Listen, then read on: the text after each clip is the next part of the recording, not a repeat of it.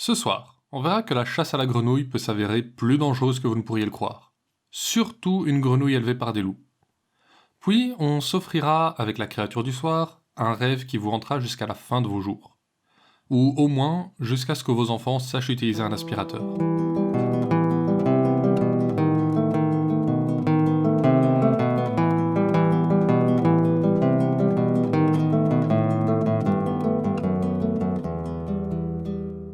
Vous écoutez Contes des Soirs Perdus, l'émission qui vous fait découvrir les contes et mythes que vous ne connaissiez pas encore et vous replonge dans ceux que vous aviez peut-être oubliés. Avec ce 6e épisode, on s'attaque à la version originale du Livre de la Jungle. Et, comme le titre le laisse subtilement deviner, ici, le tigre s'en sort moins bien que chez le bon vieux Walt. Pour finir sur une note plus tranquille, on fera la connaissance du Domovoy, un esprit russe que vous seriez, pour une fois, ravi d'accueillir chez vous.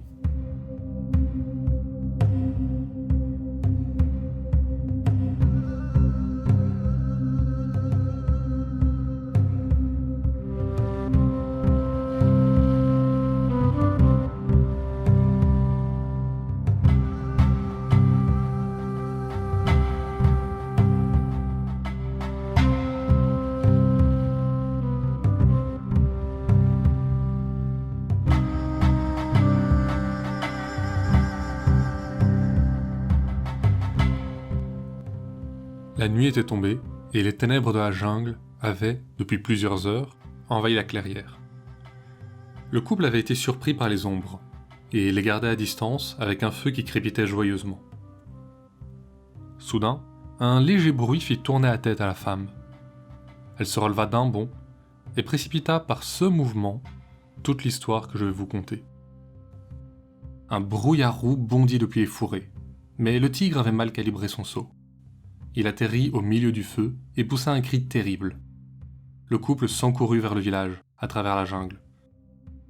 Dans leur panique, ils avaient, pour un instant seulement, mais un instant de trop, oublié leur enfant.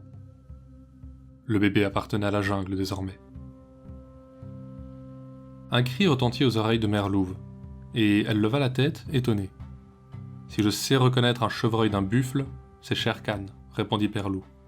Et à l'odeur, l'imbécile a dû sauter sur un feu de bûcheron. L'imbécile dit Tabaki. Shere Khan sera comblé de savoir que c'est ainsi que vous le nommez. Mais je vais aller m'enquérir de son état. Grand merci pour l'os, c'était un festin. Père Loup jeta un regard de dédain au chacal. Il était le concierge de la jungle, ragotant à tort et à travers, et suivant ceux qui lui laissaient quelques restes. Shere Khan, principalement. Il était venu annoncer aux loups que le tigre avait changé de terrain de chasse, et viendrait sans les avertir sur le leur, bien que la loi de la jungle interdise un tel acte. Il a dû irriter les villageois de la Wengunga, reprit Mère Louve, et maintenant, il vient mettre les nôtres en colère. Quand ils viendront avec la fleur rouge, lui sera loin. Mais nous, avec nos petits, nous devrons courir. Attends, tais-toi, j'entends quelque chose qui vient par ici. Quelque chose montait vers la tanière des loups. Une chose qui faisait plus de bruit qu'aucun habitant de la jungle ne se permettrait une nuit de chasse. Père Loup se ramassa et s'apprêta à bondir. Mais quand la chose sortit enfin des buissons, il s'arrêta à mi-bond et retomba presque sur place. « Un petit homme !» s'exclama Mère Louve. « Regarde comme il est brave. Il se tient nu, devant nous, quand la nuit a recouvert la jungle, et il entre dans notre tanière comme dans la sienne. Il a déjà poussé un de nos petits pour prendre son repas. Par ici, monseigneur, il est parti par ici. » Tabaki traversa les fourrés à son tour, suivi du tigre, qui boitait plus que d'habitude. À sa naissance, sa mère l'avait nommé Lungri, le boiteux. Mais ce soir, chacune de ses pattes semblait rencontrer le sol avec hésitation. Un petit homme s'est enfoui par ici. C'est ma proie, et au nom de la loi de la jungle, vous me le devez. Les loups sont un peuple libre, répondit Père Loup. Ils ne prennent d'ordre que du conseil du clan. Nous n'avons pas à en recevoir d'un tueur de bétail, plus ou moins rayé. C'est Shere Khan qui te parle.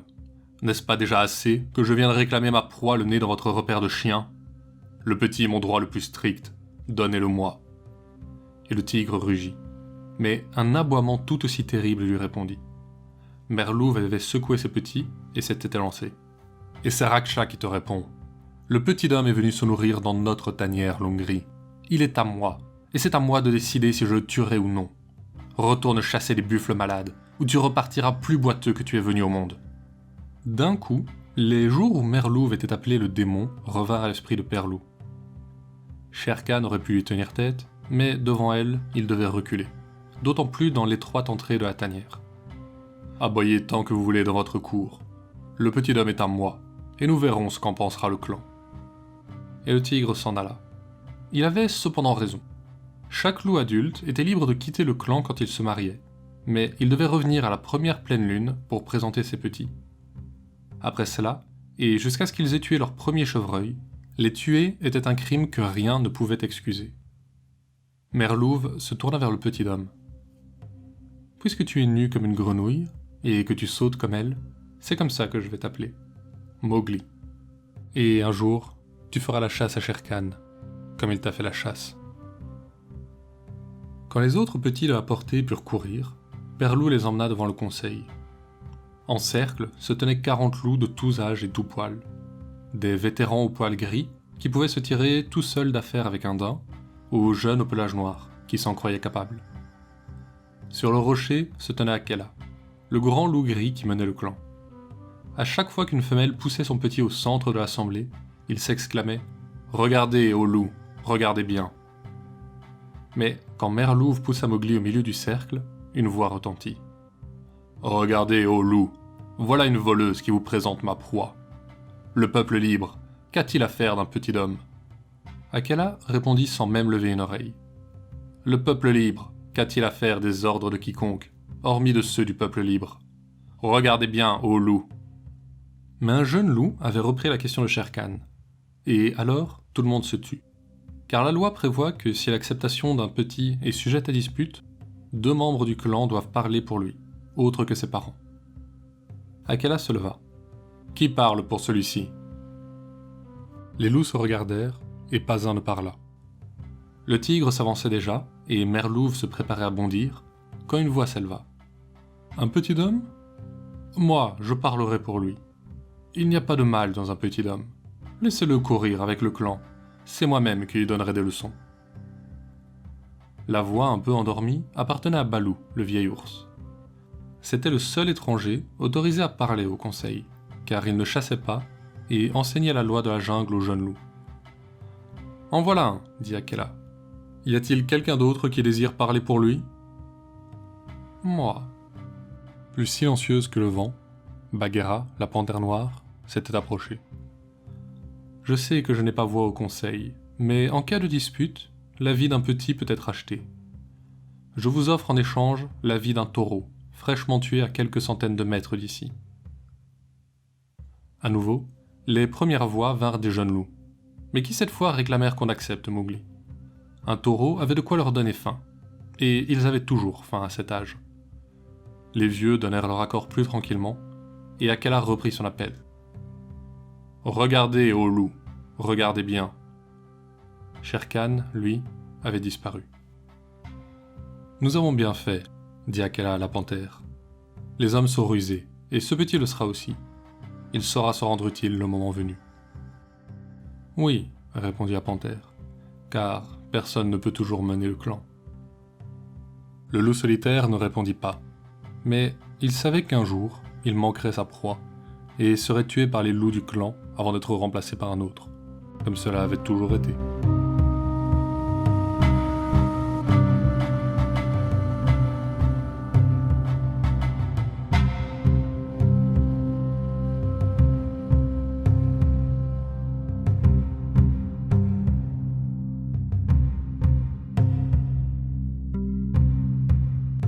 Pendant 10 ans, Mowgli grandit avec le clan. Père Loup et Bagheera lui apprirent à sentir l'air, à voir les traces dans chaque brin d'herbe et chaque morceau d'écorce arraché, jusqu'à ce qu'il voie et chasse aussi bien qu'eux. Balou lui apprenait la loi de la jungle et les langues de ceux qui l'habitent. Il se déplaçait aussi facilement au sol que dans les arbres, et en siégeant au conseil, il s'était rendu compte qu'il pouvait faire baisser les yeux même aux plus vieux loups, et cela l'amusait beaucoup. Quand il courait avec le clan, il voyait toujours le premier les pièges des hommes, que la panthère lui avait appris à éviter, et le reste du temps, il aidait ses amis à retirer les épines si douloureuses que les autres loups ne peuvent pas enlever. car s'il avait parlé l'une ou l'autre langue humaine, c'est le nom de loup qu'il se serait donné, pas celui d'homme. Mère Louve lui disait parfois de se méfier de Shere Khan, qu'un jour il devrait le tuer, mais Mowgli l'oubliait vite, car au fond il n'était vraiment qu'un enfant. Pourtant, le tigre n'était jamais loin. Il n'aurait pas osé se mettre le clan tout entier à dos, mais à force de flatteries et autres belles paroles, il s'était lié d'amitié avec les plus jeunes loups, qui l'accompagnaient en chasse pour se partager ses restes. Et à cela, il répétait qu'il était malheureux pour de si fiers chasseurs d'être menés par un ancêtre et un petit homme.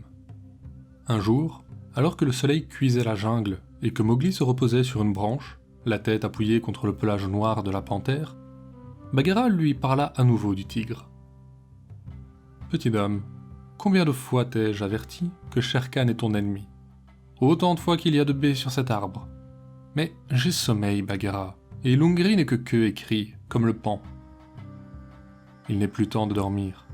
Shere Khan a bien travaillé à tourner les jeunes du clan contre toi, et Akela est vieux. Bientôt, il manquera son chevreuil. Et là, le tigre n'hésitera plus. Beaucoup pensent comme lui, qu'un petit homme n'a pas sa place dans la jungle. Mais Mowgli ne voulait rien entendre. Il avait couru avec le clan toute sa vie, et il n'y avait pas un loup dont il n'ait pas retiré une épine de la patte. Ils étaient ses frères.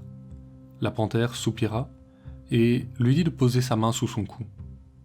Le petit homme s'exécuta et sentit, dans la fourrure épaisse, une ligne nue. Bagheera lui expliqua que c'était la marque du collier. La panthère était née au palais royal, chez les hommes.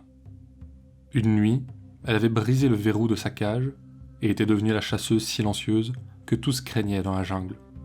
Mais elle n'avait pas oublié les manières des hommes, et les connaissait mieux que quiconque. « Regarde-moi, petit frère. » Mowgli plongea ses yeux en amande dans ceux de la panthère, qui, après une demi-minute, détourna les siens. « Tu vois, même moi, Bagheera, je ne peux soutenir ton regard. Et c'est pour ça que tu dois partir. Les jeunes du clan n'accepteront pas la présence d'un petit homme qui peut les soumettre d'un simple regard. Promets-moi que si Akela rate son chevreuil, tu iras chez les hommes pour chercher la fleur rouge. Si tu ne veux pas partir, au moins avec elle tu auras un allié plus puissant que Baloo ou moi. » La fleur rouge était le nom que les habitants de la jungle donnaient au feu, qu'ils craignaient même de nommer. Mowgli promit, et comme l'avait senti la panthère, à peine quelques jours plus tard, au cœur de la nuit, il entendit au loin les jappements des jeunes loups qui invitaient le chef à tuer la proie. Puis, le claquement des mâchoires qui ne se referment que sur du vent. Il partit alors en courant et traversa la jungle jusqu'aux terres cultivées, aux abords du village. Là, il vit la fleur rouge qui s'épanouissait dans un large pot en terre cuite. Un garçon plus jeune que lui nourrissait la fleur avec des branches. Dès que le petit eut le dos tourné, il s'élança, attrapa le pot et disparut. Il passa le reste de la nuit et la journée du lendemain à la nourrir, comme il avait vu le garçon le faire.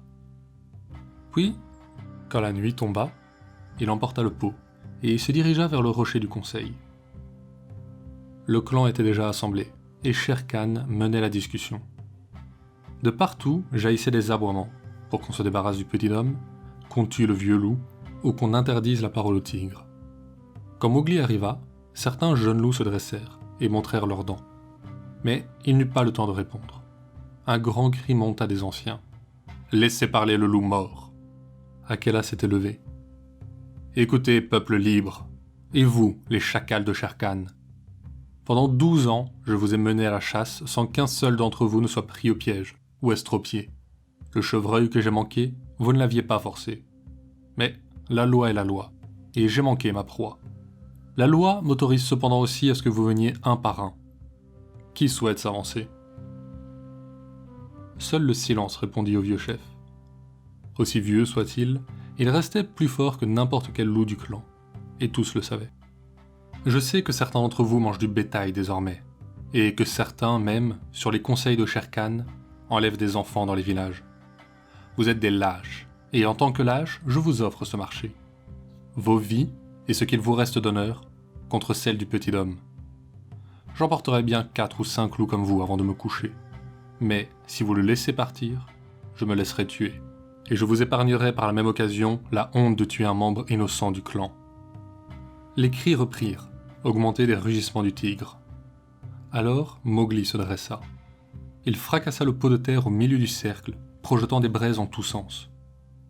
Les cris se changèrent en glapissements, et, attrapant une branche enflammée, le garçon se mit à battre le tigre, tétanisé. Il lui brûla les moustaches, lui roussit le poil, et le frappa jusqu'à ce qu'il finisse par s'enfuir dans la jungle. Il se tourna alors vers les loups. « Vous me nommez homme, alors que je n'ai jamais voulu être qu'un loup. Mais, puisque vous me chassez, je ne vous appellerai plus frère, mais chien, comme le ferait un homme. Et si vous touchez un poil d'Akela, je descendrai sur vous avec la fleur rouge et les fusils des hommes. Je pars cette nuit, mais je reviendrai, et j'étendrai la peau du boiteux sur le rocher du conseil. » Et sur ces mots, Mowgli quitta la jungle.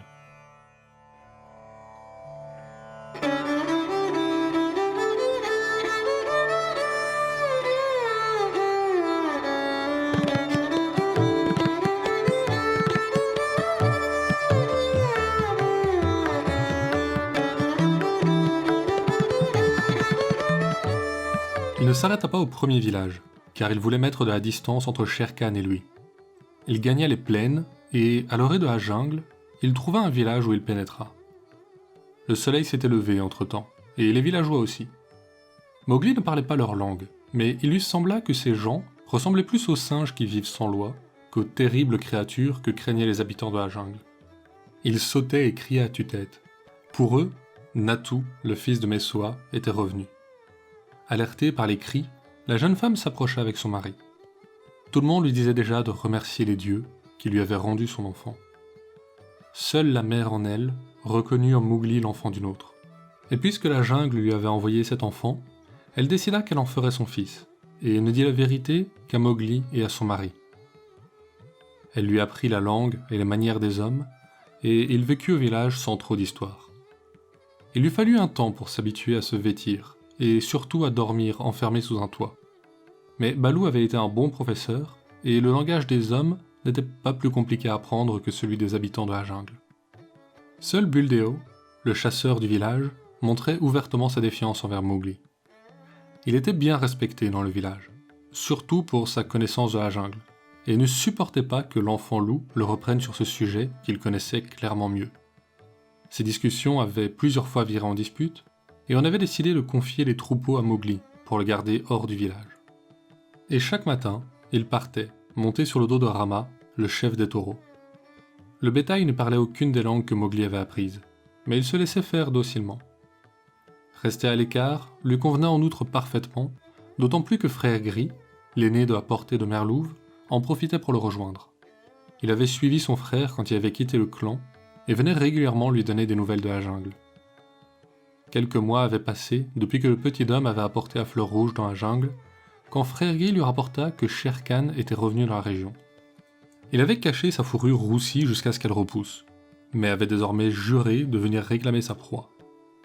Mowgli ordonna alors à son frère de portée de ne plus le rejoindre à la sortie du village, mais de se montrer au pâturage le jour où le tigre traverserait la Waingunga. Plusieurs jours passèrent, mais un matin, le loup montra sa truffe à travers les buissons qui bordaient la pâture. Il apprit à Mowgli que Shere Khan avait décidé de venir pour lui cette nuit même. Il le savait de Tabaqui, qui répétait à qui voulait l'entendre que le petit homme ne verrait pas le soleil se lever encore une fois. En disant cela, Frère Gris s'exclama « Frappe d'abord avant de donner de la voix. Voilà ce que dit la loi de la jungle, et c'est ce que Shere Khan devrait savoir. » Il continua en expliquant que le tigre venait de tuer, et qu'après avoir bu, il s'était endormi dans le lit asséché de la Waingunga. Ce fut au tour de Mowgli de s'exclamer. « Seul un imbécile mange et boit avant de partir chasser. C'est ma chance. Est-ce que tu crois pouvoir séparer le troupeau en deux, et mener les vaches et les veaux vers la rivière ? Pas tout seul, peut-être, mais j'ai amené de l'aide. » Alors, des fourrés, sortit un vieux loup gris. Mowgli se jeta au cou d'Akela, puis lui expliqua son plan. Ensemble, les loups séparèrent en un instant le troupeau. Les vaches et les veaux d'un côté, les taureaux de l'autre, tout en évitant les coups de sabot des mères en colère. Emmenez les vaches dans le ravin de la Waingunga, mais donnez-moi le temps de faire un détour par la jungle avec les taureaux. Dès qu'ils auront l'odeur du tigre dans le mufle, ils chargeront. Je ne veux pas que Shere Khan ait la moindre issue. Juché sur Rama fou de rage, Mowgli mena sa moitié du troupeau dans la jungle, et décrivit un large cercle pour ne pas donner l'alarme aux boiteux. Quand il fut arrivé assez loin en amont, il les fit descendre dans le ravin. « Attends, Rama, il faut nous annoncer. »« Debout, boiteux, il est l'heure de te réveiller. »« Qui parle ainsi à Shere Khan ?»« Le petit homme que tu n'as pas réussi à tuer. Il est temps de retourner au rocher du conseil. » La piste du tigre était sous le vent, et arriva au troupeau, qui chargea. Le sol trembla, et de l'autre côté, les mugissements des vaches répondirent à ceux des taureaux. Le tigre se leva en panique. Quand il comprit ce qui lui arrivait dessus, il sauta sur les bords du ravin, mais, alourdi par ce qu'il avait mangé et bu, il ne put monter. Même Shere Khan savait qu'il valait mieux faire face aux taureaux plutôt qu'aux vaches avec leurs petits, et il fonça vers Mowgli. Les deux troupeaux se rencontrèrent violemment, et les bêtes s'éparpillèrent.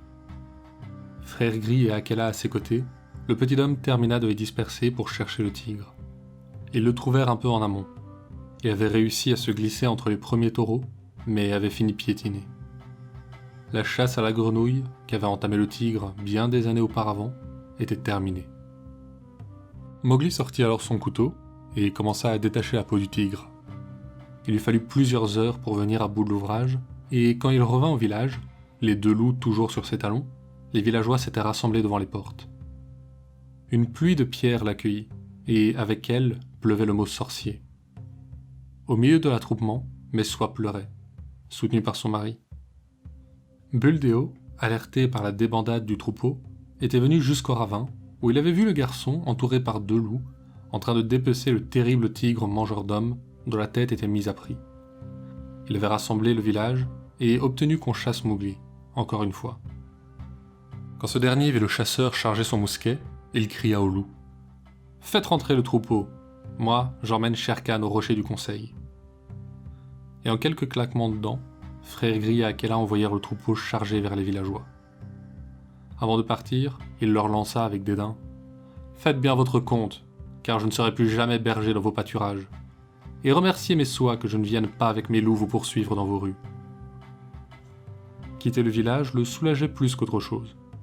Mais quitter celle qui était devenue sa mère lui fit aussi mal que lorsqu'il avait laissé Balou et Bagheera. La nuit tombée, Akela et Frère Gris le rejoignirent au rocher, et le vieux loup lança son appel. Le peuple libre avait passé des mois sans chef, mais ils répondirent, par habitude. Le clan avait piètre allure. Beaucoup manquaient ou boitaient, et certains étaient galeux d'avoir mangé du bétail malade. Ils se rassemblèrent autour du rocher où Mowgli avait étendu la peau du tigre. Akela était couché dessus et reprit l'appel qu'il avait lancé la nuit où le petit homme avait été présenté au clan. « Regardez, ô loup, regardez bien. Voilà la peau de ce tigre boiteux, dit Mowgli. Ai-je tenu parole ?» Les loups crièrent leur assentiment et supplièrent Akela de les mener à nouveau. « Non, vous êtes le peuple libre, et plus aujourd'hui qu'hier. Cette liberté que vous avez voulue, gardez-la. Je chasserai seul désormais. » Sur les mots du vieux loup, Mowgli quitta le rocher du conseil. Les trois autres loups de la portée étaient là, aux côtés de Frère Gris. La nuit commença à peine. Avec ses frères, le petit homme s'élança. C'était l'heure de la chasse.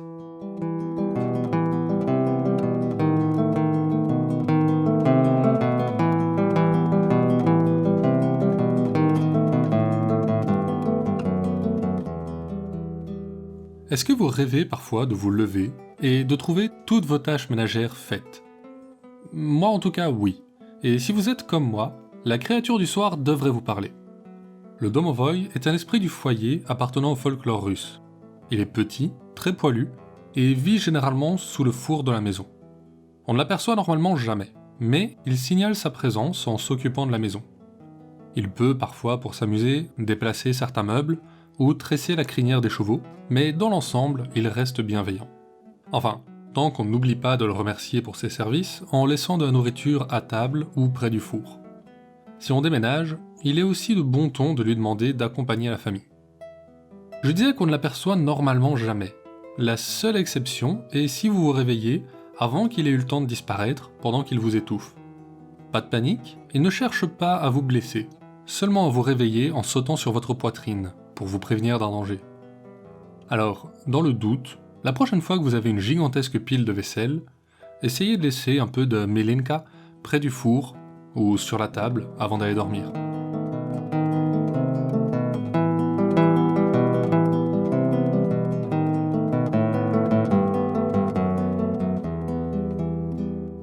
Le livre de la jungle n'appartient pas vraiment au folklore indien.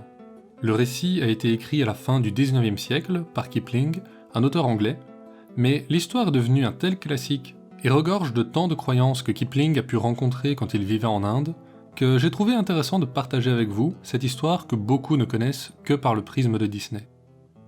L'histoire de Mowgli est d'ailleurs loin d'être terminée, et comme la panthère doit retourner à la jungle, le petit homme doit retourner aux hommes. Mais c'est tout pour ce soir. On verra ça une prochaine fois. Conte des Soirs Perdus est une création de Lloyd Blake avec l'aide de Biliana Blake. Vous pouvez nous suivre sur Facebook et Instagram pour plus d'histoires sur les créatures du folklore. L'émission sort tous les jeudis sur vos plateformes de podcasting, y compris Deezer et Spotify. La semaine prochaine sera un peu plus froide pour compenser la météo qui s'annonce. On ira en Russie, voir que tout vaut mieux qu'une méchante belle-mère, même une vieille sorcière dont la maison est entourée de crânes enflammés, et que jouer au plus malin peut parfois se révéler payant. Enfin, allez-y quand même doucement là-dessus. La prochaine créature du soir vous fera vous exclamer « C'est un oiseau! C'est un nuage! C'est Superman !» Non, c'est un oiseau.